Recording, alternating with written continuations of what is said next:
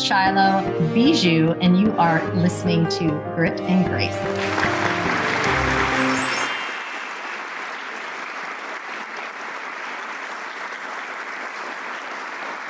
Welcome to another episode of Grit and Grace. I am Shylo Bijold. I am coming at you from Duluth, Minnesota, and I have the queen of crypto, but more importantly, the queen of NFTs. What the hell is that? We're going to talk about it. Let's get started. Oh my God, Adryenn Ashley, I am excited to get to know you because we have a mutual friend. And not only has she spoke highly to you about me, but she speaks highly to me about you. And I am just jacked to, number one, be connected to you and also just get to know a little bit more about you. Obviously, you're in the crypto space. Fabulous. Couldn't be a better time. And you got started before it was cool. I hear that. But before that, I just want to have you say hi to our listeners, our viewers. Tell us a little bit about you and give us a little bit of that story, because before you got into crypto, you were doing lots of other things. So I am so excited to be on your show. And I do apologize for not being video worthy today, but things happen. I am a crypto native, I would say. I got my first Bitcoin in 2009. I was doing startup consulting and I was asked if I could be paid in Bitcoin. I'm like, what's Bitcoin? Sure, why the heck not, right? It's an hour consultation, whatever. I always like new things. And then, of course, I promptly lost my private key and my public key because this is so super early. This is pre-wallet. Like this is, you go into the terminal server and type the thing in and boom. And yeah, 2,500 Bitcoin is gone with the wind. You can do the math and cry for me, but I just try to put it out of my head and say, I'm going to make it on something else. So 2012, I got back into doing blockchain type stuff. So I'm less about trading and investment and more about functionality. In 2015, I started the world's first crowdfunding platform for reality TV and talk shows. And we launched our first nationally broadcast talk show from idea to on national broadcast in 90 million households in 4 months. I've been doing startup consulting around the world. I advise hedge funds and family offices on how to do due diligence and compliance in blockchain, like where to start their companies, what companies to invest in, to do the analysis. And I currently I have a naughty dating app for good girls that gets women laid by putting consent on the blockchain. And then I currently work with a number of platinum selling Grammy winning artists to create community using NFTs. And I am the whatever you call it. Me and another guy are the people who just created the DAO for the Billionaire Zombies Club. So, we're the organizers because it's a DAO. So it's a decentralized autonomous organization run by the NFT holders, not by us humans. We're just literally the people who sign stuff. So I have a really deep understanding of NFTs, not only the art projects and the generative art projects, but what I really focus on is helping celebrities like you move your audience from social media platforms where, number one, you can't access your entire audience without paying for advertising. And number two, where you're liable to get deplatformed for any reason at any time and lose access to that audience. So we use NFTs as token gated access to private communities, as well as a couple of really slick, cool tech things that allow us to send push notifications to an entire audience or a geographic section, and we can geofence them. Like if you have a live event, we can geofence the people who are most likely to attend and push notify them. So for concerts, it gives them access to buy a ticket even before American Express Black Card holders. So it's pretty freaking wicked sick tech. It's so cool. And so I'm gonna have you go back and I want you to dumb Bitcoin down for dumb Bitcoin me. Down? Well, explaining it, meaning okay. I don't understand what blockchain is. I'll be honest. I don't understand any of it. I had somebody explain NFTs to me 3 or 4 weeks ago. I do kind of get it, but I'm going to tell you that the majority of people that I know don't understand it. They all want to be a part of it. They're just confused and lost. And so what they do, and this is probably what you see a lot, is you see a lot of people just investing in random things because somebody's got a $20 deal and all of a sudden everyone's jumping in. And it's like, no, you have to know what you're doing, Yes. And so I've also I fell into that a little bit and I'm like, whoa, I don't understand this or know this. So what am I doing? And so for somebody who's like, okay, I don't even understand Bitcoin, blockchain, I didn't, what is it, mining? I mean, all these things. So it's very fresh for most people, and there's a lot of people grabbing onto it. And I do see celebrities. I know a lot of people in this space doing very well. It's people like you, Megan. But let's just, for dummies, can you sum it up? Like, if you could explain this very simply to someone, give them the broad picture like this. It's super easy. A blockchain is simply an unfuckwithable ledger of what actually happened. So basically, if you think about when you were a kid and you made the little paper chains for the Christmas tree, right? And one interlinks into the other, interlinks to the other. A blockchain simply builds off the previous block. So if it was a chain, right? It is a chain. It's a group of information that's called a block. That is then written to the chain, encrypted, and the next block references the encryption of that last one. So if anything in that last one is ever changed, the math doesn't work.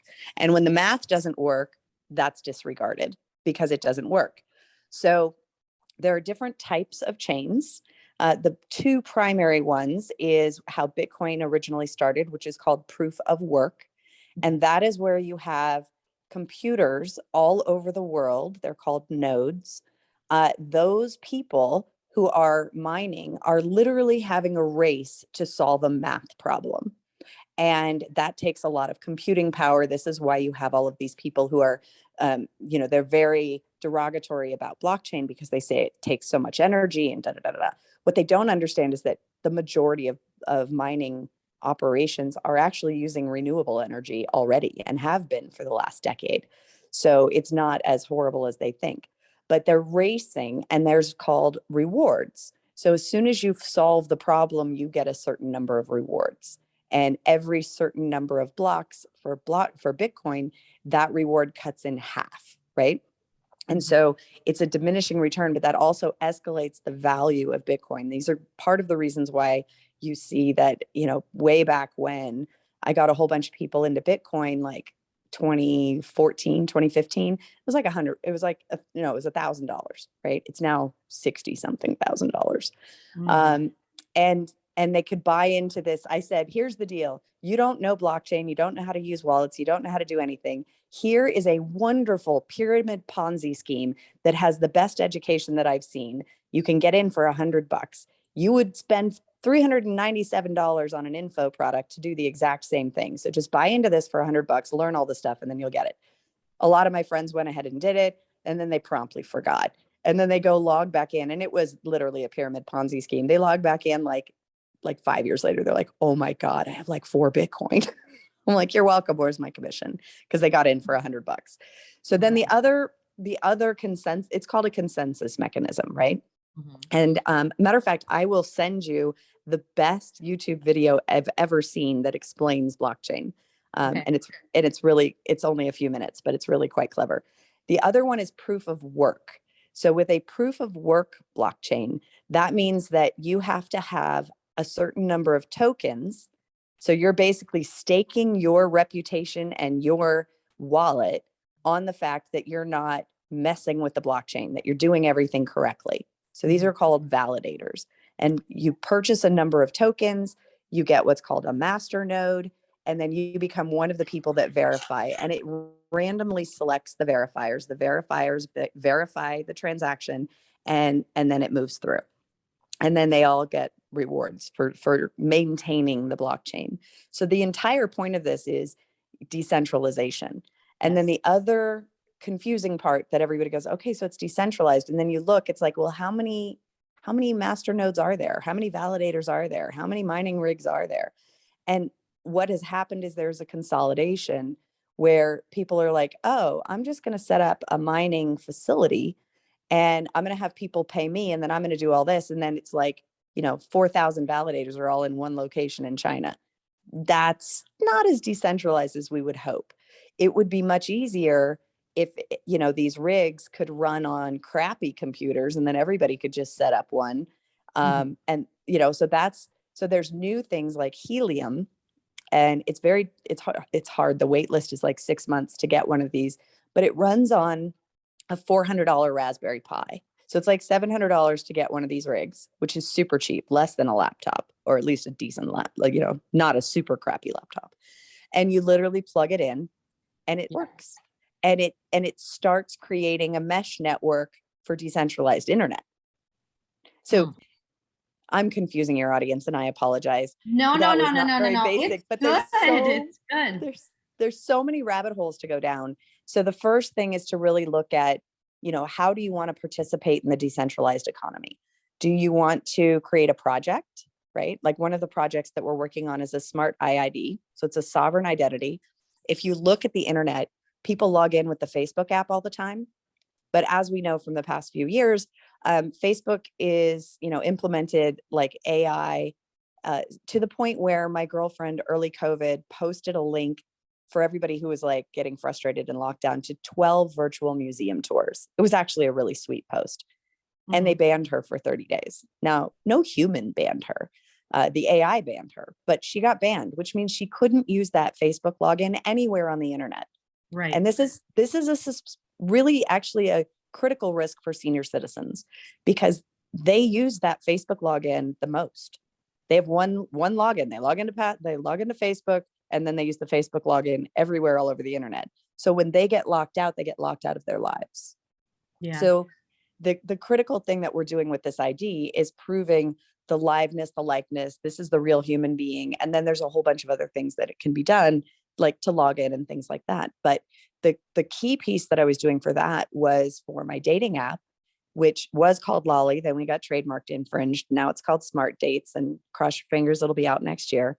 But for that, the biggest risk in dating apps is bots, ghosts, people who have either signed up for an account and never came back, or the actual platform scraped somebody else's app and then pulled all those people in, or they bought a list of 5 million users and imported them, and those people don't even know they're there. And then the scammers and the predators. So those are the key things that you want to avoid. Well, using this ID, this is this person, and it's verified that this is this human. So that eliminates a lot of those issues. And we're putting it into a number of different apps, like, last minute beauty bookings and restaurant reviews and all sorts of other things. So it'll really be very consumer friendly. And people go, well, I can't get into blockchain because I don't understand it. And I go, well, you don't know how email works either, and you use it every day. So that's not an excuse. I like that. I think it's really important. You went through a lot of information, and we'll break it down a little bit and talk about fun stuff too. We're going to talk, not that this isn't fun, it is, but we'll talk about the dating app a little bit more. That's fun. It's very fascinating, but on a serious note, people need to be paying attention because the inflation is skyrocketing, and we are the Fed is going to go bye-bye. We are coming to it. And I think in the past, a lot of times when things come up, it's easy to just go, oh, that'll go away, or that's going to, will always be here. The system is going to change or crash, or something's radically going to shift. And you want to be knowledgeable, at least to understand what we're talking about. And so that's my biggest goal, is just to have an understanding, even as a childish understanding, to just go, I get it. You know what I mean? So I think it's important for our viewers and our listeners to be like, okay, she broke some of that down. I get some of that. You don't have to understand everything. I like what you just said, email. It's smart. Like, no one knows how that stuff works. No one knows how the internet actually runs behind itself. Maybe some people do, but most of us who use it don't. The scary thing that's happening though, and why this is so important, let's talk about fraud. Let's talk about, when we talk about NFTs, the part that I was fascinated in when somebody was explaining it to me, and they're talking about art, not everything is that, but we'll just go into the art space because people are selling freaking emojis or GIFs or whatever they are. JPEGs, there we go. JPEGs for like $5 million. I'm like, what's happening here? And my friend explained it's art. Like, think about owning it and where you own it. I'm like, okay, I'm kind of grasping it. So it's important because when we die, they can take everything from us. We don't, our identities, everything, like, what do you actually own? We have to give the government back all these things. We get taxed, we do all this stuff. So let's just talk about, security. Let's talk about why this is important. My favorite topic. Okay, so first of all, autonomy and sovereignty. You should own your stuff. This is the one really critical thing that people don't understand is if you don't own your keys in crypto, you don't own your stuff.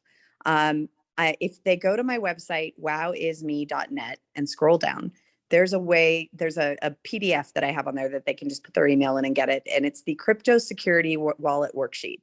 This is because even I, as an OG, have lost access to my wallet for 2 days. I freaked out because it was my company wallet. So it had everything in it.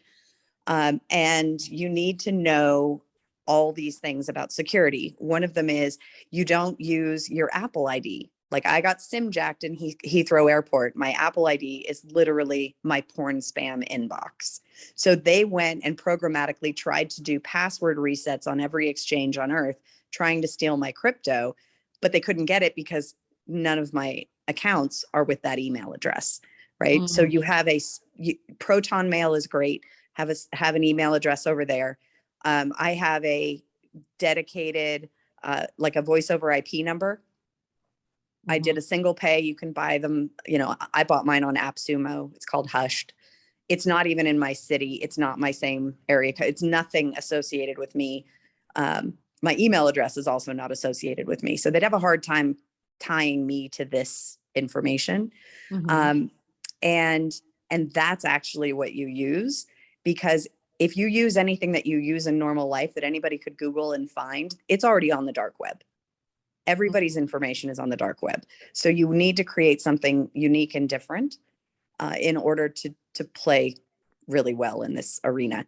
So there's a difference in your wallets between custodial and non-custodial. Most consumers, mainstream consumers who don't know anything, they open up a Coinbase, yada, yada, yada. That is called a custodial wallet. Now it is custodial. However, it's better than Robinhood. So Robinhood is great for stocks. That's how it was set up, right? But when you buy something on Robinhood, you can't actually exchange it. You have to sell it and then buy something else. Why? Because you don't own it at all. Robinhood owns it. And in your account, you basically are given rights to what they own. So it's not the same at all, right? At least on Coinbase, you can have a sovereign Coinbase wallet where you can move everything over and you do have your keys. But those two are like the onboarding for normal people. And I'm not a fan. I do like Kraken. Okay. And then the easiest way, and this is if you are interested in trading, this is my favorite one, is crypto.com. You download the app, you verify, boom. And then let's talk about investment strategy. I think this is the number one thing that everybody needs to think about because it's different for everybody. Yeah. What is your Vegas money number? So close your eyes, fantasize. You have just had the most amazing weekend in Vegas. You've seen shows, you've had great dinners, you've gone to parties. You're just like on cloud nine. It has been absolutely amazing.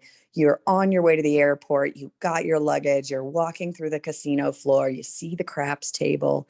What is that number for you that you would throw down on that craps table, roll the dice, and whether you win or not, you still had a great time. You're not stressing over it. If you lose it, you're good. And you just walk out, hit it, get in your Uber and go to the airport. What is that number for you? Everybody's different. Mine's $25. Oh, that's funny. Probably $500. Okay, $500. Whoa. Okay, so you're way more baller than me. So $25. So this is, or you're $500. So when you're experimenting, right, and you're learning about crypto, and there is a great guy on Clubhouse that everybody should follow, Deepak Robot, DPAK Robot. And in his bio, he even lists what he likes and what he's holding right now. But follow him around. He's on tour right now. He's a professional musician. But when he's in rooms, like, just go dive in. He is like one of the best technical analysts. He used to be in the industry. That's why he's so good. And And learning technical analysis for crypto is complicated, right? Yeah. But you can go into these rooms. There's a bunch of newbie rooms. You can go in and you can ask questions. But little things like one strategy, if you're really, really new, but you want to start, is you buy Bitcoin like every week. It's called dollar cost averaging. You buy $25 or $50 every single week, up or down, right? Now, those of us who are old school, when Bitcoin drops, because we know what the top is, it's like $1 million of Bitcoin. We know it's going to get there. The question is when, because there's only 21 Bitcoin. There's at least 4 million Bitcoin that us OGs have lost to the ether. Like it's gone. Like we can't get it. It's out of circulation forever. It might as well have gone to the burn folder. So let's call it 17 million. There is not even enough Bitcoin for every millionaire to have one. So get some, right? So that's just the basic foundation. Ethereum is also going to the moon. We've been waiting since 2016 for ETH2 to come out. It was supposed to come out like in a few months. Now it's looking like 2023, 2024, whatever. But it's going. So a little bit of ETH is always good. And then you can figure out if you like Litecoin, Bitcoin Cash, those kinds of things. Where you make the most money, and this is why it's like, this is why I say you need to know what your Vegas money is. New projects are hitting every single day, right? We just saw Shiba Inu, which is like a derivative of Doge, and Doge had a rocket ride. We tried to get it to $1. We got it to 78 cents. It's now back to 20 something, whatever. But, a lot of us got into Doge early when it was like 1, 2, 3, 4 cents. Most of these projects, they kick off, and we're talking about fractions, thousandth of fractions, so many zeros that every time it drops a zero, you're 10xing. So if you look at Shiba Inu, it went up 1,700%, right? So if you had got in on this in January and you put in call it $100, right? It's gone up 1,700%. You would have somebody do the math for me. It's like $170,000 or 1.7, whatever it is. It's a lot of money. That's a lot of money. Yeah. So learning how to do technical analysis, right? Am I just throwing my money away? That's why mine's $25, right? Like if I waste $25 on a bad lunch, I might be a little irked, but it's not gonna crush my world. $100, I will probably be salty for a week and tell like 500 people that's a shitty project. And I did 5,000 on one project. It shot up to 15,000, and it was a long-term play, so I didn't sell it. And all the major investors pulled their money out. It went down to 1,200. I was the biggest bad mouther until it went back up to 5,000, and then I sold it, and because I was so salty. Now, had I left that 5,000 in there, it would be 20 now. But I was so salty at the project, I was like, "That's it, I'm out." Right? So these are what I'm talking about, your investor rules, right? So this is why I love crypto.com. It tells you what the ups and downs are. It gives you the charts. It's really simple to use. It's like, easier than setting up a Gmail. It's like really easy. And so I suggest people do that. Put $100 up there, buy $5 of all the things that you're looking at that you like, and just watch it. And then for the ones you really like, maybe put in $25 or $50 or whatever. And then see how you react when it's down, because volatility is a thing, right? You just have to notice in yourself, how do I react to this? Can I handle it, right? When my portfolio is up to like $20,000 and then like I go away on vacation, I come back, it's like $1,200 and I'm like, can I wait and be patient without the stress? Right. Okay. I think this is incredible. I'm getting a better idea of what this is. I know for some people, they're going to be like, oh, that nervous energy. We get nervous energy about stuff that we really want to do. And we're like, I want to invest in this. See, I'm that kind of person who'll be like, I'm going to go all in. I don't know what I'm doing. You know what I mean? That's my style. And that's scary to me. Not with this, I don't do it, but it's like, I want to be more involved and I want to jump in on a higher level and get into the NFT space. Yes. With all of y'all. Let's talk NFTs. let's talk NFTs now. First thing, I'm gonna make everybody cry and scare them first, and then I'll tell them how to fix it. So I was on a Clubhouse, and this girl was having trouble reaching OpenSea support because she had bought an NFT, paid $1,400 for it, and it turned out it was a fake. And so OpenSea was like, "Oh, we're so sorry," and they deleted the actual image. OpenSea did. So she didn't have the image. She didn't own the NFT because she had bought, you can right click, save as, upload, and try and sell it. That's not the real project, right? Mm-hmm. So they were only willing to refund her transaction fee of 3.5% out of the 1,400. That's it. So because it's blockchain, right? There's no go backsies, right? Yeah. Your keys, your responsibility. And this is one of the things that people have to understand is no go backsies, right? You really have to learn how to do your due diligence. So what you look at when you're looking at these NFTs is look at the name, Google the name, right?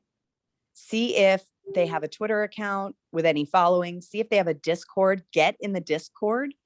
On that Discord, everything's Discord, and I hate Discord, but I'm learning. Look at the project and use the direct link to the OpenSea that's in the Discord or on their official website. When you're looking at their website, make sure it's the actual real website. You can use whois.com and make sure that it's actually theirs and it wasn't just started 2 days ago and it's a clone. And then you look on OpenSea, look at how many items, especially with these generative art projects, there's going to be 10,000 items in there or close, right? So look at the number of items that are in that project, in that collection, and make sure it's the real one, right? Right. Check with somebody if you don't know. And then look at, if you want to try it out, go to Billionaire Zombie Club on OpenSea. This is the one that I'm the co-organizer of the DAO. So this project launched October 31st. If you got on the whitelist before that, then you could mint. And I'm telling you, they were minting for less than $60.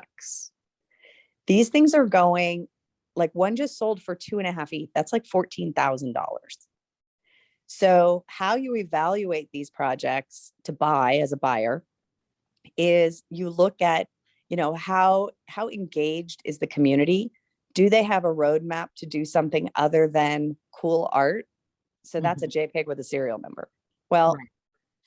Is it art? Is it, is it Beeple? Is it Crypto Pills? If you look at Crypto Pills, my other favorite project, Misha Klein is a famous artist. He just won NFT Artist of the Year at nft.nyc. And he's been around for decades. He is a famous artist. And the Pill Man was in Eminem's concert tour and in his music video, it's a thing, right? And the artwork is spectacular, right?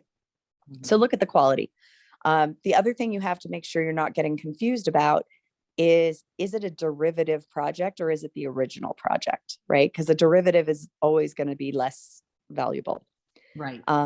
So make sure you have the right one. And then do you like the community, right? Some of these communities, they're just cash grab, right? They're not in it for the right reason. So you're going to have to pay real close attention to see when they do the pump so you don't miss the dump and get stuck with it. I like that.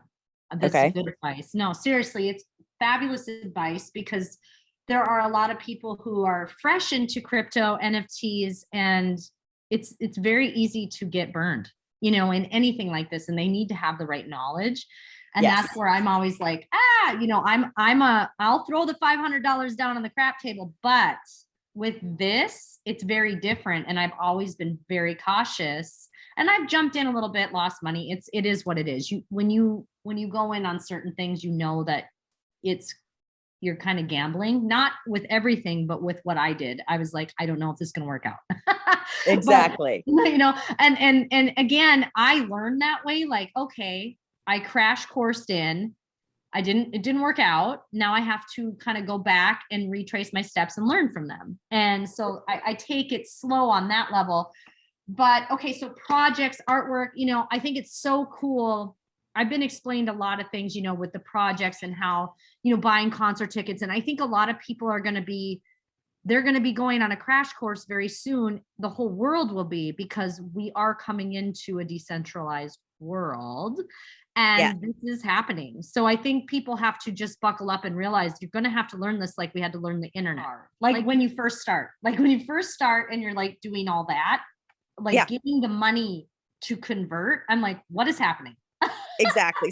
So I'm an OG, and in 2017, my friend's daughter was like deep into CryptoKitties, deep, like hard freaking core. She had a couple hundred of those puppies, right? Yeah. And she was breeding them all the time.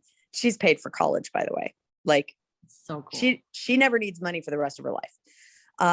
And that's kind of what we're doing with Foxies. Little slight tangent. So our generative art project for Crypto Vixens are these cute little Foxies. We're doing a 10K generative drop, but after that, it rolls into a breeding engine like CryptoKitties, where you can breed them. And every time you breed it, it kicks off a scholarship for a girl to learn blockchain or entrepreneurship. We're going to educate 1 million women. So we're kind of combining all the best factors of things. But back in 2017, I could not make MetaMask work. I couldn't do it. I couldn't figure it out. It frustrated me, and I didn't do it when this little 11-year-old was freaking crushing it, right? So it really, I'm telling you, don't feel stupid. Do download that crypto wallet security worksheet, because it walks through how to do MetaMask and how to set it up and how to protect yourself, and a whole worksheet on here's all the information you need to write it down, or copy and paste it and then print it, but don't save it. Or if you do save it on a flash drive that you also keep in the safe. This is all in the workbook. Because you don't want to lose your stuff. If you lose access to your wallet, you've lost everything in that wallet. Yeah. There's no go backsies, and there's nobody that can come and unlock it for you because it's sovereign. Yeah. And I learned that. I've learned that many times. Well, so that was the thing, was Ethereum back in 2015. I made an Ethereum wallet, my Ether wallet, and then I couldn't get back into it. So I made another one. And so I probably have like 50 my Ether wallets that I have no access to. And there's probably 1,000 ETH in there, because Ethereum was like 60 cents or less. Right. So I'd buy $10 here, $50 here, try and use it. And then So please learn from my mistakes. Do not repeat my mistakes. And then if you're like me, because I'm more of a hodler than a trader, I keep everything on a hardware wallet. I have multiples and they're all over. And I just send stuff like on auto buy. I just keep tucking it away like a savings account, and I don't touch it, and I don't open it, and I don't log in, and I don't nothing. Okay. It just sits there and grows. Right. So if you're capable of doing that, and it does come in handy for a rainy day, although I'm kicking myself because I sold 10 Bitcoin at $3,000 a Bitcoin in early 2020, because all of a sudden everything crashed, 60 conferences canceled. My income stream went like, whoops, we're done. And I was trying to keep my startup going. So I was self-funding. So that's the other consequence. And the advice that I have is never sell it. You can actually borrow against it, and debt is not taxable. Yes. I was just watching a big thing on that. Debt is not taxable. It was Rich Dad, Poor Dad, Robert Kiyosaki. I was listening to that. I'm like, that is very smart. Like it's the tricks of the rich, and that's why they're rich. I mean, that, and we've got to learn them. We have to level up. I mean, so you have a startup project, you have a dating app. Okay. So wait. I know you want to talk about the dating. One more thing. You're not done. Okay, go. I'm not done. Go. So NFTs, right? So I'm telling you about these billionaire zombies, right? So the one, they got them for less than $60. So if you get in on the projects early, you get in the wait list and you mint, that's always going to be the cheapest price, right? Right. And if the project goes, right? So like one guy minted 400 at, $60 or whatever. Like that's just crazy. And he sold a bunch of them off. Now they're about $300, $200 to $300 for the cheapy ones. The rares, like I said, just one sold for 2.5 ETH. And like the one I have is worth like 8 ETH. That's like over $100,000. And I have a crypto pill that's worth 33 ETH. So I'm not going to ever sell these, but there's a new tool. It's called DeFi for You. Google it because it's in the UK. It's a .co.uk thing. So, but Google it. You can literally take your NFTs and stake them and borrow against them. So you don't even have to be holding Bitcoin or Ethereum to get these loans. You can actually stake your NFTs and get a loan. Oh, wow. Okay. Okay. Yeah. So when you get into these projects early and you start creating your collections and your holdings, if one of them is worth something, but you want to buy more, you could actually stake it, borrow against it, and buy more. It. You can leverage it, right? Yeah. It's the same leverage thing. Is the word leverage. Yes. Okay. So now I'm done. I'm sorry. No, never apologize. Here's the thing. Like, we need it. I need it. Everybody's going to need to learn this. So I don't care if it's on this show or whatever, or get tapped into you or tapped into some of these. I mean, she just laid it down. Y'all, I took notes. And if I take notes, it's a big deal because I don't take notes. I mean, ever. And so I wrote down all the things. But I'm interested in, so the reason I want to focus on the dating app is I want to give it a real life relation, right? Because people can relate to what that is. Like, okay, a dating app, how does it work? So that's why I'm trying to relate it, because there's a lot of people going, I am so lost right now. That's okay. We're not telling you that this show is going to get you to be an expert. We're trying to get you to even walk in the door and understand this is coming. We want to help you move forward as a newbie. And so, okay, let's relate it. So you have a dating app. How the heck does this work on blockchain and what you're doing and how you're doing this? And tell us about it, because it sounds fun too. I mean, It sounds cool. So the nucleus of the dating app, because this is the nucleus that will work in every other consumer app as well, is the Smart IID. And this is where you have the equivalent of a wallet, but it's an app that stores information, right? Like when you go to a bar and they need to know you're over 21, how comfortable are you literally showing them your ID with your address on it, right? Like they don't need to know what your address is. They just need to know your birth date. So this would allow you to have what's called trustless, right? Okay. So zero knowledge proof is actually what it's called. They don't have to know, but it is proof that they're over 21. So this identity piece is the core. You prove you are a human, you are this human, your liveness, your likeness, your ID all match. Boom, you have your identity. Then we have the consent app. The consent app, and this goes back to the whole he said, she said. You know, you had this kid in college, and this happens all the time. Drunk girl hits on him at the bar. She's the one doing all the initiating. You know, he's a college guy, full scholarship, you know, going to be a pro athlete, da-da-da-da. And they go home, they have wild, wicked sex. It's awesome. Next morning, she files rape charges. Sure. Why? Because she was blackout drunk, but not visually, like not to anybody else, wouldn't know that she was blackout drunk. He's arrested, loses his scholarship, life is ruined. It takes them 60 days to review the security footage that shows she initiated, she was in, you know, the whole thing, and that she did not look blackout drunk, right? Right. So the consent app, what it does is it allows you to open a consent time frame window, basically, and then close it at the end saying, you know, we are consenting. This is what we're consenting to. Because the other thing is, you know, yeah, how naughty can I get? I'm going to try and do this really not naughty, but sometimes people like certain things and they don't communicate that they like certain things. So they go ahead and do certain things and people get surprised and be like, what? Okay. Right. Like I have a couple of rules, right? Like I'm not necessarily a dirty talker, and don't choke me. I can hold my own damn breath. Right. Like those kinds of things. Right. Like I understand the philosophy and the biology behind the whole choking thing. Touch my neck, I punch your face. Right. So having these things in the consent app ahead of time kind of informs the other person, and you have actual informed consent, right? And then you close the consent window, and then there's no go backsies. Right. Mm-hmm. So that's one piece. But in the dating app, what we've gone is even farther. I've spent 5 years, actually almost 7 now, getting into the minds of women, right? This app was designed for women who at the time, like me, were unwillingly celibate. I was single for 9 years, celibate for 7, not because I wanted to be, just because it was a thing. Right. And part of that is because I have really high expectations for partners, and I'm very picky, and I'm sapiosexual. So that's 1% of the population. A little bit of a size queen, narrow that down to another 1%, like, right. Mm-hmm. And I travel. So somebody who has like a regular day job and I travel like 70% of the time, I'm never going to see them. So that's an issue. So what do you do is it matches you based on core values.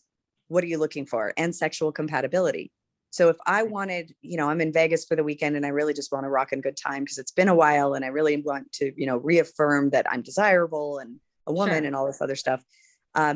My options, this actual app was envisioned at 2:00 in the morning in a Las Vegas hotel room when my roommate was out on a Tinder date, clearly getting laid. And I was home alone, horny, and had no solution to my problem. Now I could have gone down to the coffee shop and like scraped over the dregs of the leftovers as the bars were getting out and like took my chances. But I went through all the apps and, 2:00 in the morning, everybody's already asleep or hooked up. So like nobody was answering it. And I thought to myself, there's 15,000 people in this hotel. There has to be somebody awake and compatible. Sure. So that's how it all started. But the idea is to remove every unworthy notch from your headboard, right? If you're going to do it, it should be worth it. And then when I put this focus group together, one of my advisors, he was just, he's a Christian. So he's like, you can't do a sex app. You can't do a sex app. You can't do a sex app.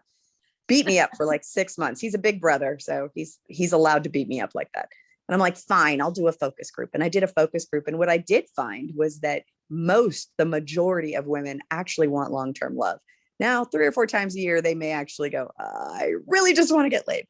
But mostly they want long-term love. So we came up with this thing called a heat index.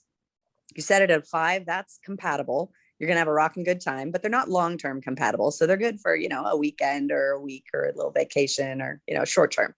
If you set it to an 8.5 and above, that's somebody who's actually marriage material compatibility, right? So we did that. The blockchain piece, here's the really cool part. So with the consent app, when that consent gets logged, when the consent window gets opened, it's listening and you have safe words. I'm also trying to move some of this vernacular of the alternative lifestyle into the mainstream because it's actually very effective for transparent communication. Right. A safe word is like, I'll stop, right? But in your compatibility profile, you can have yes, you can have a soft yes, which means maybe, I'm curious. Mm-hmm. You can have a hard no, which is like, yeah, I'm never doing that. So, yeah. Right. And then we bucket you into ice cream flavors.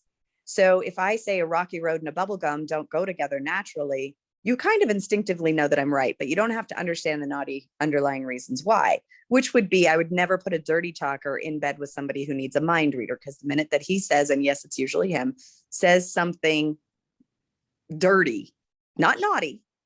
We like naughty. Naughty's kind of exciting. Dirty is not, right? I'm sorry, I'm not a slut whore. Like, that's not a thing. You those words leave your mouth. I am literally getting dressed and leaving. Right. And somebody who needs a mind reader is really not comfortable communicating their wants and desires, right? So they say something dirty. She's now dried up and uncomfortable and trying to escape. Right. That's not going to be a good match. And that's a key thing, right? So most people, I majored in sex ed, most people don't know how to do the filter system when they're doing the communications. One of the things that I've done is I went on a whole bunch of dates. I mean, like a lot. And on one date, and I worked with a woman who teaches the NSA, the FBI, and the CIA, their body language and interrogation techniques. So I have this little fun technique. I use certain keywords that are very from the alternative lifestyle. Yeah. On purpose, just to see if I get a micro expression or a reaction, or if they even know what the word is, right? I'm literally opening every door to every kink to see which doors they walk through. Everybody has their own kinks and quirks. As long as they match, there's no big, right? Right. So I use this technique, and I'm wearing a very conservative, a blue little frilly, flowery shirt, undershirt with a very conservative Armani suit with Mm. baby fishnets and patent leather peep toes. So that's the other thing. The baby fishnets, patent leather peep toes, that'll open like 50 doors right there. Mm-hmm. But I'm completely covered from neck all the way down. And within 15 minutes, he confessed that his favorite thing is girl on girl and watching them pee on each other. Okay. It's very effective because he was a former pro basketball player. And no, that was not a match, right? Right. No, being able to discern whether this person is a match or not in 15 minutes is a skill, right? Right. Our app basically does it for you. I love that. And then the other thing that we do, which is really cool that nobody else does, is we use a ton of neuro-linguistic programming because many women feel shame about their desires, and they shouldn't, because like 99% of the time, what they desire is actually pretty popular. Mm-hmm. And they don't know how to express it, but they also, that shame keeps them from opening their mouth. So we use a lot of things in there to remove the shame. And then once you're coupled, it's like, say her thing is like, you nibble on the side of my neck Mm-hmm. from behind, and like my panties are going to drench. Well, he should know that. So we're working on this content system where it can, in the newsletter, it's actually customized. So it'll say like, like 10 G-rated turn-ons you should try tonight. Right? Because everything, so for a woman, and I found, so I was on Match, I was trying to date, and I found this guy on Match.com, and he's beautiful, successful, wants to get married, super intelligent, freaking hot. I mean, like, I do love me some abs, let me tell you, like, hot. But at the back of my neck, like little hairs were standing up, and I'm like, there's got to be something wrong with this guy. Like, he's too perfect. Sure. And so here's a fun technique for anybody dating. Right click and search Google Images for that image. Yeah. Well, I found that image on Adult Friend Finder, which I had never been on before. And I found him, and it was him. And he was a member of 2 different groups. Please come fuck my wife. So he had been cuckolding other husbands for years, and he wanted to try the other side of it. So he needed a wife. You can see how the dating profile didn't match the Adult Friend Finder profile. Now, the Adult Friend Finder site, it's actually the most honest of all the dating sites, because they just lay it all on the line. Like, this is what I want, right? But as a woman, when you log in, you're bombarded by a wall of cock shots, and it's like, oh, I gotta run. Like, I'm sorry. That is not how we decide, right? No, it's not. And it's so funny because I wish a lot more men would understand that. I'm like, this is not gonna work. It's not gonna work. It's not gonna work. And so, we want, like, if you do not have joy effervescing out of your eyes when you're smiling, that's not a real smile, right? So we actually care more about your soul and your core values and all of these other things. I mean, honest, as much as I say my type is Brad Pitt and Thelma and Louise, I have realized, and I have dated some of the smartest men on the planet who, if you had to judge them on a scale of 1 to 10 looks wise, you'd probably say, 3, maybe 4, right? That's so low on my list of requirements that one is optional. Mm-hmm. Right? That's optional. I care about personality. I care about heart. I care about intelligence. I care about sense of humor. All of those things, like looks, as much as I am attracted. I realized I had met a guy who was the epitome of Brad Pitt and Thelma and Louise. And I was like, my panties were already going. I was like, he's mine. And then he opened his mouth and he was dumb as a box of rocks and dried up. I'm like, yep, nope, can't do that. So it is all about, what do you really want? And that's why we use this whole neuro-linguistic programming system, because I asked my focus group, I've got 1,000 women, and I ask them, what do you really want? And I've got tissue all over the room, because I know what's about to happen. 30% of them burst into tears. They don't know. And this is what's so interesting. You ask a woman what she doesn't want, she'll go on for 2 hours. Yeah. I mean, with descriptive, like nuance, like she knows exactly what she doesn't want. The problem is she's focusing on what she doesn't want. Therefore, that's all she's seeing. Sure. Once you know what you do want, and I have this vision board, when I find things like the way that a husband and wife hold hands or little things like that, I'm like, I want that, right? I want that feeling. And that goes on the vision board. So it's more about feeling and emotion rather than, he needs a Lambo, because that really doesn't mean anything. And we're not done. Like your dating app and everything, we're going to be on the phone soon because I think it is effing genius. Like, I love it. I love that you have no filter as well because the show doesn't have filter. It's fabulous. I come with a warning label. No, it's so good. You never have to. Well, not me. Somebody apologized for swearing in a message to me, and I'm like, oh, girl. Like, do you not know me? Clearly you don't, because I'm a sailor. I'm a sailor. I'm a sailor. I'm going to swear. And if anyone gets offended, I'm sorry. You're not going to like me. That's just how it goes. But I'm also the real deal. So are you. And I think that's what makes it so much fun when we have just the people we have on the show are just the caliber of people, the authenticity and all the things is just incredible. So I thank you. But where can people find you ASAP if they want to find you? They loved what you said. I mean, when it comes to Bitcoin and NFTs and your app and all the things, tell them where they can find you quick, and we'll make sure the link is posted below as well. At Adryenn, ADRYENN, literally every social platform.